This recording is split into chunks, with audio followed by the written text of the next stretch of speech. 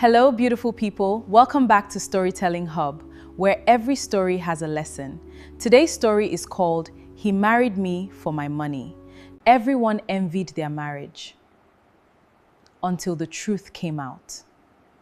Let's begin. The divorce was over in less than 15 minutes. As the judge stood up to leave, my husband said something that made the entire courtroom turn and look at me. "You were never my wife," he said quietly. "You were just my investment." Nobody spoke. Even the judge froze. I stood there, unable to move. After 10 years of marriage, when I met Daniel, I thought God had answered my prayers. He wasn't rich, he wasn't handsome in the way women usually described handsome, but he knew exactly what to say. He remembered my birthdays, he called every morning, he prayed with me, he made me laugh. After a lifetime of attracting men who only cared about my father's wealth, Daniel felt different. For the first time, I felt loved for who I was. Not for my surname, not for the family business, just me. 6 months later, we got married. My parents weren't convinced. My father pulled me aside after the introduction. I don't know why, but something about this young man doesn't sit well with me. I laughed. "Not everyone is after your money." He sighed. "I hope you're right. I wish he had been wrong." 3 months into the marriage, Daniel came home looking worried. "Babe, my business is struggling. I just need a little help."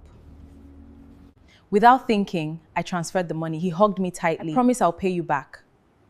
He never did. Then another emergency came, then another. Every problem somehow ended with my account solving it. When I questioned him, he'd smile. "We're husband and wife. What's yours is mine, isn't it?" I believed him.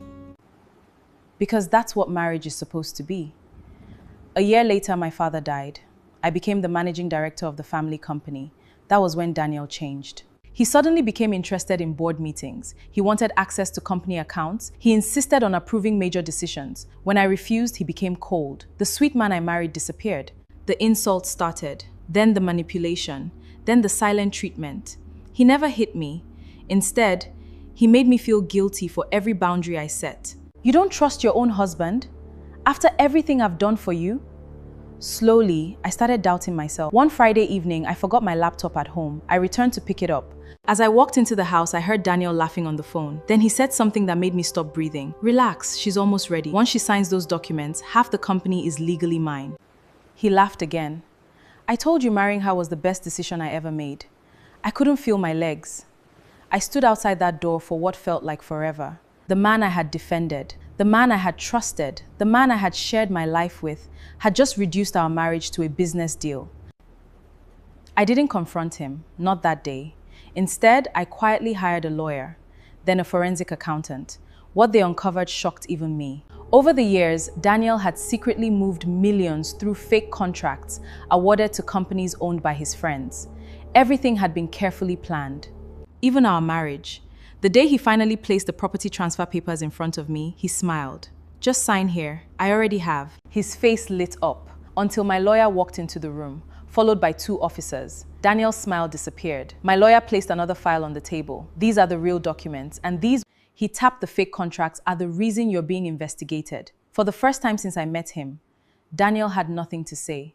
3 months later, we stood in court for our divorce. As the judge granted it, Daniel looked at me and gave a bitter smile. "You were never my wife.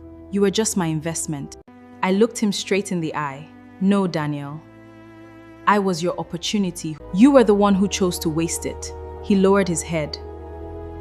And for the first time in 10 years, I walked away without looking back. Sometimes the people who come into our lives aren't looking for love. They're looking for access to our money, our influence, our success. The hardest part is that greed often wears the face of affection. And that's today's story. Tell me honestly, do you think it's possible to know if someone truly loves you, or can money blind people until it's too late?